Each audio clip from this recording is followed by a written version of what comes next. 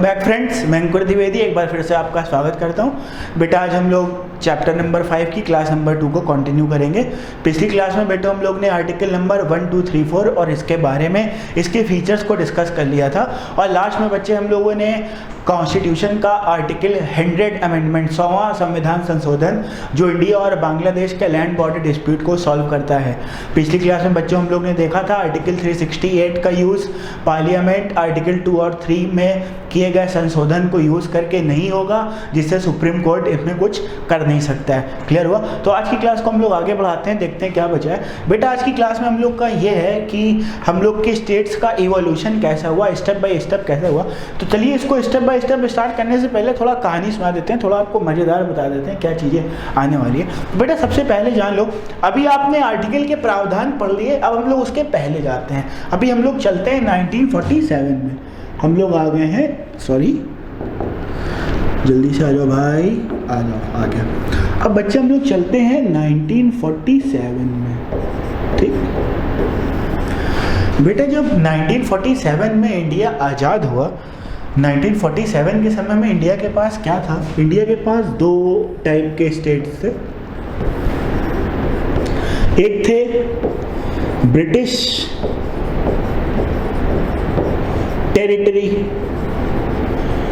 ये हम 1947 के एक दिन पहले, मतलब हम 14 अगस्त 1947 की बात कर रहे हैं। आई एम टॉकिंग अबाउट 14 अगस्त 1947। और एक थी princely state.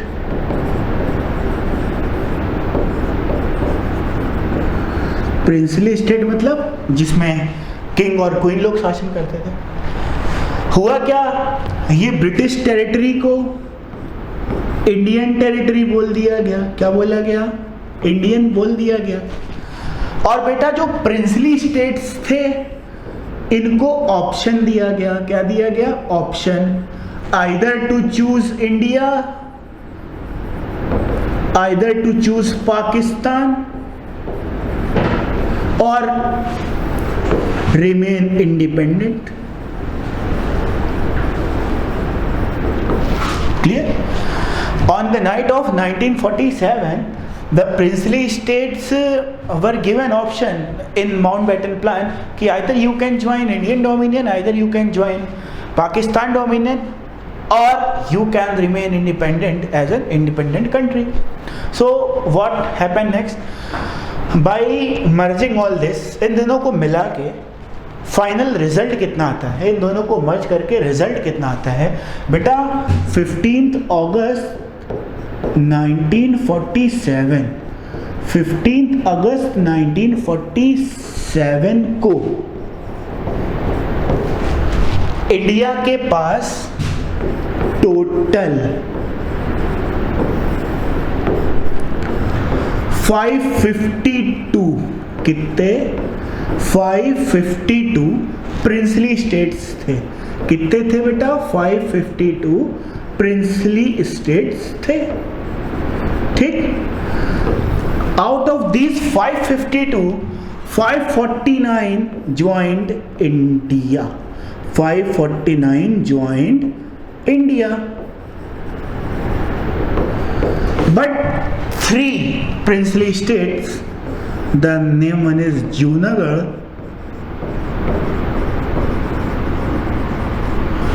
Junagadh is in Gujarat. Number 2, Hyderabad, and the third one is Jammu and Kashmir.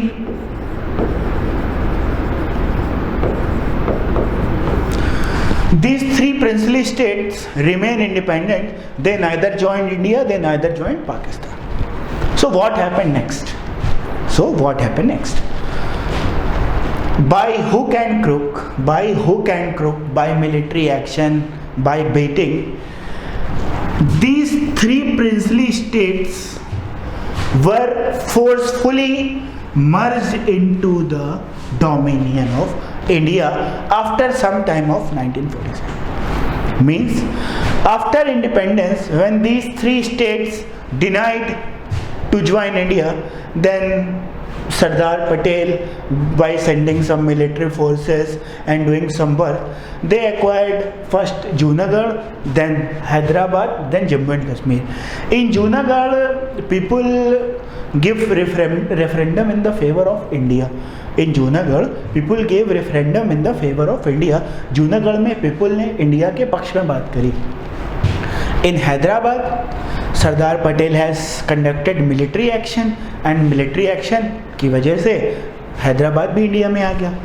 And Jammu and Kashmir, you have heard 2 years back when Article 370 was removed in around election before 2019, you have got each and every provision of Article 370 and clear, and we will take separate class for that. Article 370 के लिए हम लोग ने एक अलग से provision पढ़ चुके हैं. तो ये 3 स्टेट्स इंडिया में क्या हो गए थे, ज्वाइन कर दिए गए थे. बट यहाँ से क्वेश्चन ये आता है कि बेटा जो 370 आर्टिकल था, द आर्टिकल नंबर 370 के पहले क्या जम्मू एंड कश्मीर इंडिया का पार्ट नहीं था? Does before removal of Article 370, does Jammu and Kashmir was not the part of dominion of India? No.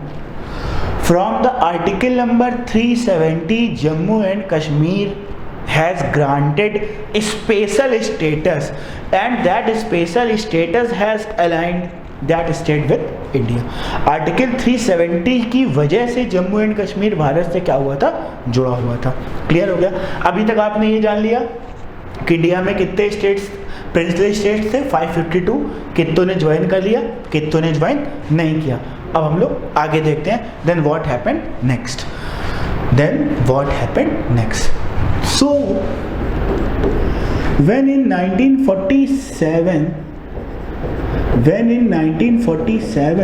and in 48, when slowly and steadily our constitution and each and everything get aligned in the process of making, means जैसे जैसे 1947 के बाद हम लोग का constitution बनना आरंभ हुआ और डे बाय डे के कानून बनने लगे. अब एक यहाँ से एक बहुत बड़ी प्रॉब्लम निकल के आई. वो प्रॉब्लम थी स्टेट रीऑर्गेनाइजेशन. क्या प्रॉब्लम थी बच्चा? State reorganisation. अब ये स्टेट रीऑर्गेनाइजेशन क्या होता है? What is state reorganisation? बच्चा इंडिया तो बन गया, इतना बड़ा ये हम लोग का इंडिया है. हम लोग का इंडिया है, बट इसमें छोटे छोटे small small little part there are so many states. बहुत सारे स्टेट्स थे, बहुत सारी यूनियन टेरिटरीज थी. अब एक क्वेश्चन का जवाब दीजिए. Tell me one thing, is it practically possible to administer and govern so many princely states as a union territory? क्या ये पॉसिबल है कि कई सारे केंद्र शासित प्रदेशों को और कई सारे राज्यों को एक साथ मैनेज कर लेना? नहीं पॉसिबल है. तो इन लोग के पास मेन चैलेंज क्या था? इनके पास मेन चैलेंज ये था कि एक प्रॉपर वे में स्टेट्स को डिवाइड किया जाए. एक प्रॉपर वे में क्या किया जाए? स्टेट्स को डिवाइड करा जाए. अब इश्यूज ये थे सबसे बड़े. What was the main issues at that time? States को हम लोग किस आधार पे डिवाइड करेंगे? स्टेट्स को हम लोग किस बिहाफ पे क्या करेंगे? डिवाइड. सम है सजेस्टेड कि you go for linguistic state. Linguistic का मतलब होता है division on behalf of language. मतलब जिस एरिया में जैसी लैंग्वेज बोली जाएगी उसको मिला के एक स्टेट बता दिया जाएगा. समवन है सजेस्टेड, किसी ने बताया डेवलपमेंट के आधार पे चूज करिए. डेवलपमेंट का मतलब ये बोला गया किसी स्टेट में क्या कहते हैं, ज़्यादा डेवलप्ड एरिया है, किसी स्टेट में कम डेवलप्ड एरिया है, तो डेवलपमेंट एंड इन डेवलपमेंट को बराबरी से बांट के हम लोग इसको लेते हैं.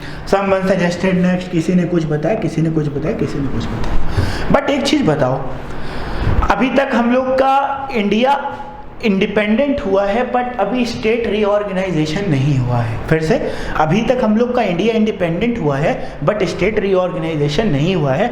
इंडिया के जो रूलर्स थे, पीएम थे, प्रेसिडेंट थे, उनके पास ये सारी प्रॉब्लम्स थी कि हम इंडिया को कैसे बांटेंगे, कैसे डिवाइड करेंगे. अब हुआ क्या, इस कड़ी में सबसे पहला नाम आता है, सबसे पहले एक कमीशन बनाया गया। सबसे पहले बच्चा क्या बनाया गया? एक कमीशन बनाया गया, और बच्चे उस कमीशन का नाम था धर कमीशन। बेटा सबसे पहले क्या आया? सबसे पहले एक कमीशन आया। कौन सा कमीशन आया? धर कमीशन। ये आया था बेटा 1948 में।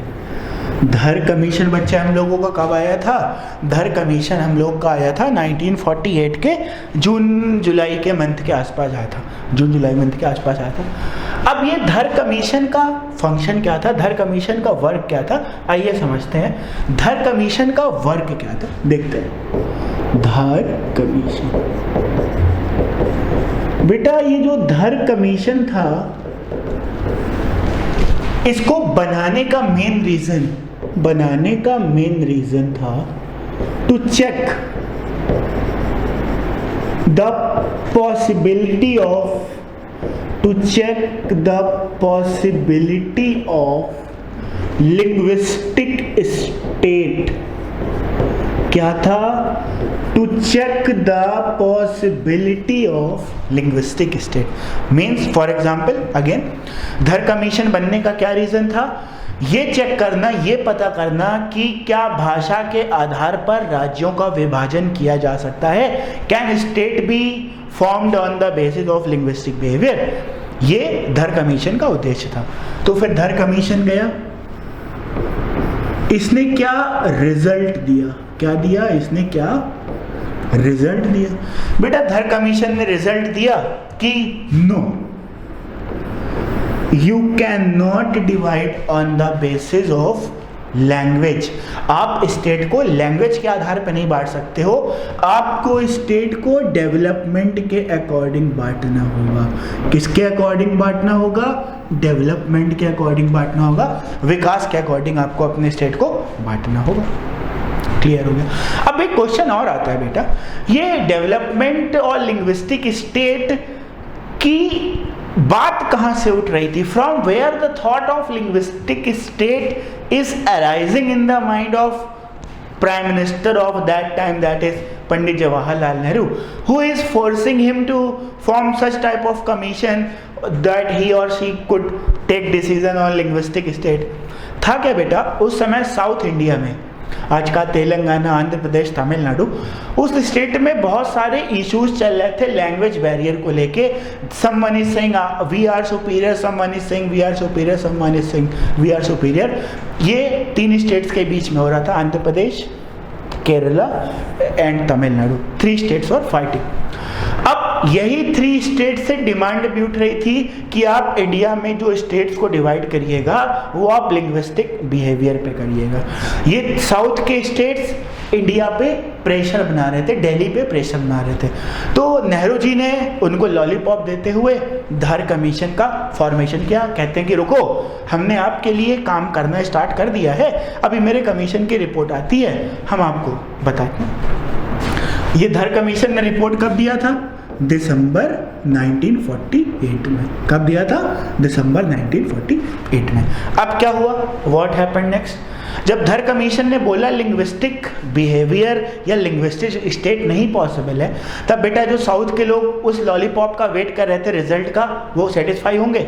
बिल्कुल नहीं सेटिस्फाई होंगे। They start agitating, they start protesting, no we want justice, we want linguistic state. इस तरीके से बातचीत चलने लगी। अब नेहरू जी ने एक lollipop number 2, what? Lollipop number 2, and that second is called JVP committee. What?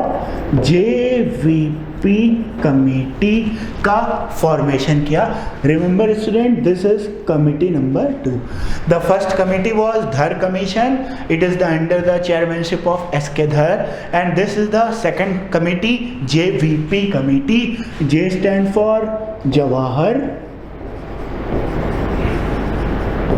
and V stand for Vallabh and P stands for Pattabhai Sitaramaiah। Pattabhai Sitaramaiah। These three are main persons in this committee. अब क्या होगा, JVP committee का main work क्या होगा? JVP committee का जो main task, JVP committee का main task होगा ये again to check linguistic division, to check linguistic division of India. Linguistic division का मतलब ये पता करो कि भाषा के आधार पे क्या भारत के राज्यों का विभाजन किया जा सकता है। ठीक, अब ये जेवीपी कमेटी का फॉर्मेशन कब हुआ था? जेवीपी कमेटी का फॉर्मेशन हुआ था दिसंबर 1948 में। When was JVP committee was formed? In December 1948. Main purpose to check linguistic division of states is possible or not. Then what happened next? In next year around April and May, next year means 1949, JVP committee has submitted its report. Then what committee has suggested? The committee said again no. What no? Linguistic division is not possible. You can go for division on basis of development.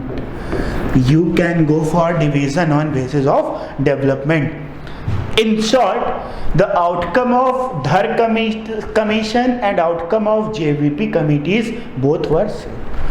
Outcome of Dhar commission and outcome of JVP committees both are same, almost 90 to 95% are same.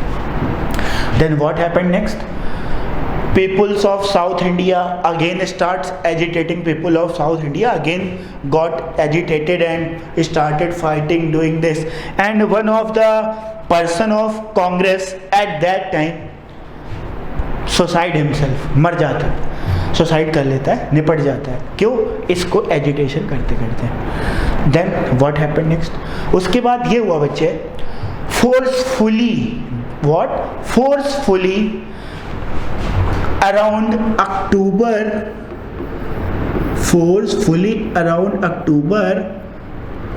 1953, then forcefully around October 1953 एक state, कौन सा?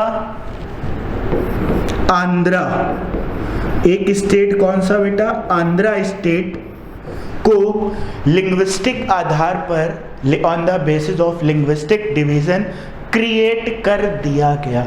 Linguistic आधार पर क्या कर दिया गया? Create कर दिया गया। This was the first state formed on the basis of language. And what was the recommendation of previous committees? No. Suppose, अब बताओ क्या होगा? एक स्टेट को आपने लिंग्विस्टिक बिहेवियर के अकॉर्डिंग बांट दिया, अदर स्टेट्स भी तो आप कहेंगे ना, नहीं हमें हिंदी बोलते हैं, हमें हिंदी के अकॉर्डिंग बांटिए। कोई बोलेगा हम बंगाली बोलते हैं, हमें बंगाली के अकॉर्डिंग बांटिए। कोई कुछ, सब अपने अलग अलग फॉर्मेशन बताना चालू कर देंगे। अब यहीं से मेन केओस उत्पन्न होता है, यहीं से मेन प्रॉब्लम स्टार्ट होती है कि अब आंध्रा बन गया तो अब तमिलनाडु भी बनेगा, अब केरला भी बनेगा, हमारी लैंग्वेज के अकॉर्डिंग बनेगा। अब situation is getting worst day by day. Then paramilitary force, military army भेजी गई लॉ एंड ऑर्डर को सुलझाने के लिए। But in the backdrop of that, in parliament one more committee is formed. एक और कमेटी का निर्माण हुआ और उस कमेटी का नाम था बच्चे, and that committee was Fazal Ali committee. Which committee was that? Fazal Ali committee, और you can say Fazal Ali commission. What? Fazal Ali commission. Okay, you got it? हम लोग देखेंगे फजल अली कमीशन। ठीक, अब देखिए फजल अली कमीशन के अंदर क्या हुआ था बेटा, जब एक हम लोग का आंध्रा स्टेट जब लिंग्विस्टिक बिहेवियर के अकॉर्डिंग इंडिपेंडेंट बन गया था, तब क्या किया गया, गवर्नमेंट ऑफ इंडिया द्वारा फजल अली कमीशन का फॉर्मेशन किया गया। अब फजल अली कमीशन का फॉर्मेशन हुआ था बेटा 1950 1953 में। कब हुआ था? 1953 में। और बेटा इसने अपनी रिपोर्ट सबमिट करी थी, इसने अपनी रिपोर्ट सबमिट करी थी 1955 में। ठीक, अब जो ये फजल अली कमीशन था, इसको भी शुरुआत में यही टास्क दिया गया कि यू गो एंड फाइंड, तुम जाओ और पता करो कि क्या लिंग्विस्टिक बिहेवियर के अकॉर्डिंग क्या इंडिया का डिवीज़न पॉसिबल है, क्या हम लोग भाषा के आधार पे भारत को डिवाइड कर सकते हैं, विभाजित कर सकते हैं। तो अब देखिए इसका क्या रिपोर्ट कार्ड आया, इसने क्या अपनी रिपोर्ट में सबमिट किया। इसने 4 पॉइंट फॉर्मूला दिया। इसने बोला आप डेवलपमेंट मॉडल पे चलिए, यूनिटी मॉडल पर चलिए, मतलब देश में यूनिटी होनी चाहिए, डेवलपमेंट होना चाहिए, लिंग्विस्टिक बिहेवियर, भाषा का भी महत्व होना चाहिए, और जोग्राफिकल एरियाज़ का भी ध्यान में रखना चाहिए। डेवलपमेंट मतलब आपको ये देखना होगा कहाँ पे इंडस्ट्रीज़ हैं, कहाँ पे नहीं है, उन एरियाज़ को बराबरी से ज्वाइन करना ताकि जहाँ पे इंडस्ट्रीज़ नहीं है उनके पास कोई डिसएडवांटेज ना हो। यूनिटी कहते हैं हमको स्टेट को फॉर्मेशन करने में इसका ध्यान देना होगा कि हम लोग का वन नेशन वन इंडिया की तरीके वर्क करे।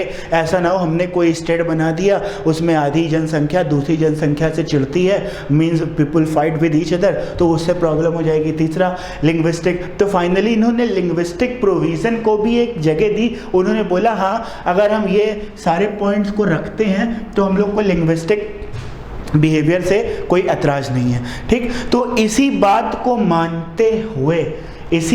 मानते हुए हम लोग के कॉन्स्टिट्यूशन का 7वां संशोधन हुआ था 1956 में, और यहीं से एक बिल निकल के आया था जिसको बोलते हैं स्टेट रीऑर्गेनाइजेशन एक्ट ऑफ 1956। और इस स्टेट रीऑर्गेनाइजेशन एक्ट 1956 के अकॉर्डिंग आज इंडिया में किसी भी स्टेट को डिवाइड किया जाता है। लास्ट ईयर जब हम लोग का जम्मू एंड कश्मीर को डिवाइड करके 2 पार्ट में किया गया था, तो बेटा वो फजल अली कमीशन के रिकमेंडेशन को ध्यान में रखते हुए स्टेट रीऑर्गेनाइजेशन एक्ट 1956 में जो प्रोविज़न दिए गए हैं उसके अकॉर्डिंग ही सारी चीज़ें करी गई थी। क्लियर हो गया? तो आइए अब हम लोग स्टेप बाय स्टेप देखते हैं स्लाइड्स में आपको कैसे बताया गया है। ये था इस पार्ट की समरी। चलते हैं अब हम लोग ने देखा था, हम लोग ने ये देखा था कि इसके क्या क्या फंक्शंस है यूनियन टेरिटरी के। अब देखिए at the time of independence India comprise 2 categories of political units, British province, princely state. अभी मैंने आपको बताया था आउट ऑफ 552 549, ये हम लोग ने अभी डिस्कस कर लिया था। ठीक, इतने में से इतने ने ज्वाइन करा। आगे अगला है हम लोगों का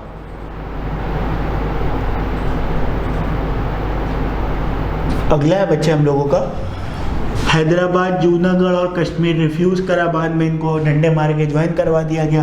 इन later states all 3 joined in 1950। Indian constitution has a 4 classification of states. हाँ देखिए ये मैंने आपको नहीं बताया था, हुआ क्या बेटा जब 26 जनवरी 1950, बेटा कब? जब 26 जनवरी 1950 को हम लोगों का कॉन्स्टिट्यूशन बन गया।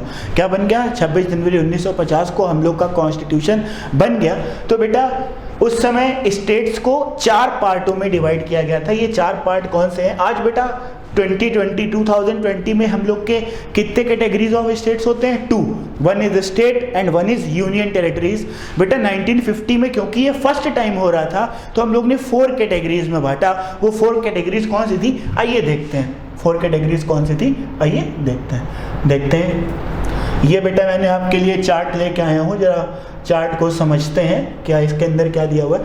टेरिटरी ऑफ इंडिया इन 1950, तो बेटा इसमें एक कैटेगरी ए थी जिसको बोलते हैं स्टेट्स इन पार्ट ए, एक कैटेगरी थी स्टेट्स इन पार्ट बी, एक कैटेगरी थी स्टेट्स इन पार्ट सी, एक कैटेगरी थी टेरिटरीज इन पार्ट डी। तो बेटा एक कैटेगरी में आसाम, बिहार, बॉम्बे, एमपी, मद्रास ये सब रख दिए गए, टोटल 9। और इसमें भी देखिए टोटल कितने रखे गए? 9। और इसमें टोटल कितने रखे गए? 10। और इसमें कितने रखे गए? 1। बेटा ये लिस्ट के ये लिस्ट आपके लिए बिल्कुल इंपॉर्टेंस नहीं है, बस आपको इतना याद रख लेना है। कैटेगरी ए में 9 थे, कैटेगरी बी में 9 थे, कैटेगरी सी में 10 थे और कैटेगरी डी में 1 थे। बेटा ये जो कैटेगरी डी बनाई गई थी इस अकॉर्डिंग बनाई गई थी कि जो मेन लैंड इंडिया से बाहर जो स्टेट होंगे उनको हम लोग इस कैटेगरी में रखेंगे। देखिए लक्षद्वीप अभी इसके अंदर नहीं आया है क्योंकि लक्षद्वीप 1950 में नहीं, इसके बाद इंडिया का पार्ट बना था, इसलिए इसको नहीं रखा गया। ठीक, चलते हैं अब हम लोग आगे देखते हैं क्या हुआ है। धर कमीशन, अभी हम लोग ने बच्चे किसके बारे में, धर कमीशन के बारे में जाना था, देख लेते जल्दी से। जून 1948 government of India appointed linguistic province commission. बेटा ये सारी चीज़ें आपको याद रखनी है, अभी हम लोग ने समझ लिया था। To examine possibility of reorganisation on state of linguistic basis, भाषा के आधार पे हम लोग को ये पता करना है क्या विभाजन संभव है कि नहीं। रिपोर्ट सबमिट हुई दिसंबर 1948 में और उसने क्या बोला, रिकमेंडेशन दिया, recommendation on basis of administrative convenience rather than linguistic. बेटा मैंने अभी आपको बताया था जो धर कमीशन और जेवीपी कमेटी आएगी इसने लिंग्विस्टिक बिहेवियर को डिस्क्वालीफाई कर दिया था, डिनाई कर दिया था, उन्होंने अपने अपने प्रोविज़न दिए थे। तो देखिए इनका प्रोविज़न क्या था, एडमिनिस्ट्रेटिव कन्वीनियंस, प्रशासनिक सुविधा के आधार पर हम लोग को क्या करना है, डिवाइड करना है इंडिया को। आगे देखते हैं, अगली कमेटी थी जेवीपी कमेटी, दिसंबर 1948, पर्पस चेक लिंग्विस्टिक। मैंने जेवीपी के आपको नाम बता दिए थे, जवाहर वल्लभ और पट्टाभाई सीतारमैया। ठीक, इसने रिपोर्ट सबमिट करी 95 और इसने भी रिजेक्ट कर दिया, बात वही है अभी हम लोग पढ़ चुके थे। स्लाइड की आप लोग स्क्रीनशॉट लेते रहिएगा अपने कन्वीनियंस के अकॉर्डिंग। अगला फिर October 1953 government of India was forced to create first linguistic state known as Andhra Pradesh. ये आपको याद रखना है, ये बहुत इंपॉर्टेंट है कि भाषा के आधार पे बनने वाला भारत का पहला राज्य कौन सा था। तो बेटा भाषा के आधार पे बनने वाला भारत का पहला राज्य था Andhra Pradesh. The first state formed on the basis of linguistic pattern is Andhra Pradesh. Okay, now we go to next slide. अब हम आगे चलते हैं। अब फजल अली कमीशन, फजल अली आयोग, अभी हम लोग ने बोला था फाइनली कौन सा कमीशन है, तो फजल अली कमीशन। ये आपको याद रखना है, ये याद रखना है। Formed December 1953, purpose to check linguistic organisation. Report कब सबमिट करी, इसने रिपोर्ट में क्या दिया, हमने बोला था 4 पॉइंट बताया था। Reorganisation should be based on unity of country, देखिए अभी मैंने आपको यूनिटी की बात बताई थी। लिंग्विस्टिक एंड कल्चरल ह्यूमैनिटी, हमने बोला था इन्होंने लिंग्विस्टिक के प्रोविज़न को मान लिया था। चौथा फाइनेंशियल एडमिनिस्ट्रेटिव और वेलफेयर ऑफ पीपुल, ये सारी चीज़ें इन्होंने बताई थी फजल अली कमीशन ने। ठीक, आगे क्या दिया था, the commission suggested abolition of classification of state under original constitution and suggested of the creation of 16 states and union territories. ये पॉइंट बहुत इंपॉर्टेंट है बेटा। अभी आपने देखा था ना क्या 1950 में, बेटा 1950 में कितने कैटेगरीज थे, 4 कैटेगरीज थी। फजल अली कमीशन ने इसको रिजेक्ट करके 1955 में क्या किया, 2 कैटेगरीज ऑफ स्टेट बना दी। क्या बना दी, 2 कैटेगरीज, एक होता है स्टेट, एक होता है यूटी। तो बेटा आज हम लोग का फजल अली कमीशन का ये तो रिकमेंडेशन माना जाता है, एक होता है राज्य, एक होता है केंद्र शासित प्रदेश। तो ये किसने सजेस्ट किया था, फजल अली कमीशन ने सजेस्ट किया था। आगे देखते हैं, आगे 1956 में जब फजल अली कमीशन आ गया उस समय इंडिया की टेरिटरीज इतने स्टेट्स थी, इतनी यूनियन टेरिटरीज थी। इतना आपको याद नहीं रखना है, बस आपको मैंने समझाने के लिए स्लाइड का यूज़ किया है, देख लीजिएगा। आगे चलते हैं, फिर this act established new state Kerala. ठीक, अब देखिए केरला स्टेट पहला स्टेट बना था फजल अली कमीशन के बाद। ये चीज़ आपको नोट रखनी है, क्या लिंग्विस्टिक पैटर्न पे बनने वाला पहला स्टेट था आंध्र प्रदेश, पर फजल अली के रिकमेंडेशन के बाद बनने वाला हम लोग का पहला स्टेट कौन सा था, केरला था। क्लियर हो गई ये बात। अब हम लोग आगे चलते हैं, new states and union territory 1956। बेटा 1956 के बाद से फिर हम लोग के न्यू स्टेट्स और यूटीज का आना क्या हो गया, चालू हो गया। जैसे बेटा ये सब आपको डेट से याद रखनी है, आपके लोकल एग्जाम में कभी कभी पूछ लेता है, वैसे इतना रट्टा मारने की जरूरत नहीं है। बेटा महाराष्ट्र एंड गुजरात 1960 में 15th state, Dadra and Nagar Haveli ruled by Portuguese till 1954, converted to UT in 1961। ठीक, उसके बाद हम लोग का गोवा दमन दीव 1961 में पोर्टुगीज से लिया गया और made UT in 1987, Goa was granted statehood. एक चीज़ जान लो, शुरुआत में क्या होता है, इन स्टार्टिंग फेज किसी भी नए टेरिटरी को यूटी इसलिए बनाया जाता है ताकि वहाँ पे सेंटर कंट्रोल कर सके, वहाँ के लोकल लोग गवर्नमेंट में आके उस स्टेट के अंदर सेपरेटिज्म, अलगाववाद ना ला सकें। और जब धीरे धीरे उस स्टेट के अंदर जितने सेपरेटिज्म वाले लोग होते हैं वो कंप्रेस कर दिए जाते हैं, मार दिए जाते हैं, तब उसको स्टेटहुड यानी राज्य का दर्जा दे दिया जाता है। तो यही कुछ यहाँ पे भी हुआ था, गोवा में यही किया गया। उसके बाद पुडुचेरी एक्वायर्ड इन 1954, 1962। ये सारी चीज़ें बेटा थ्योरी है, आप लोग इसको पढ़ लीजिएगा, देख लीजिएगा। अगला है हम लोग का नागालैंड, हरियाणा, मणिपुर, त्रिपुरा। ऐसा इसमें कुछ बताने का कुछ खास नहीं, इसको वर्ड बाय वर्ड देखते रहिएगा, हम लोग समय इसमें बिल्कुल नहीं बिताएंगे। और ये हम लोग का 8th list, 9th list, 10th list, और सबसे लास्ट में हम लोगों का क्या बना था, तेलंगाना बना था 2014 में। तो बेटा ये था हम लोगों का चैप्टर नंबर 2। क्या था बेटा, ये था हम लोगों का चैप्टर नंबर 5 पूरी तरीके से ख़त्म हो गया, पार्ट 2 ख़त्म हो गया। तो बच्चों अब हम लोग मिलते हैं अगली क्लास में MCQs के साथ, और हम लोग का जो अगला चैप्टर होगा वो होगा यूनियन एंड इट्स टेरिटरीज। मिलते हैं नेक्स्ट क्लास में। Thank you.